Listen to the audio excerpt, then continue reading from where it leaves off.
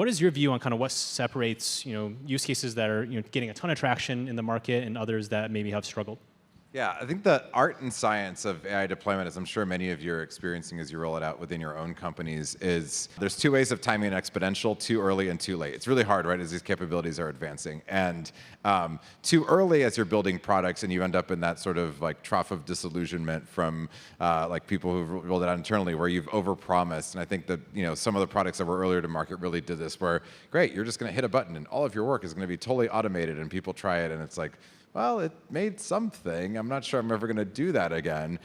Or products that push too far or too quickly on the autonomy or delegation front before the actual quality is there, right? So that's where the capabilities are not quite there yet. But you don't want to be too late and feel like you're left behind, and other companies have adopted and either accelerated their own product efforts or built out some competitive moat. So for us, like the most successful deployments often start by having champions inside these enterprises that are really just constantly playing with these capabilities. And what's interesting there is that then when it leads to some deployment, whether it's rolling out sort of internal productivity tool, rolling out some customer-facing feature, it's not grounded in this sort of like mythical, like AI is going to solve every problem, but more around, yeah, I tried it. It's good. It's really good for these pieces. We're going to put it in production. I love the sort of kind of conversation around like starting, with a ambitious but still scoped use case, and then building up from there, and then having really, really strong evaluations around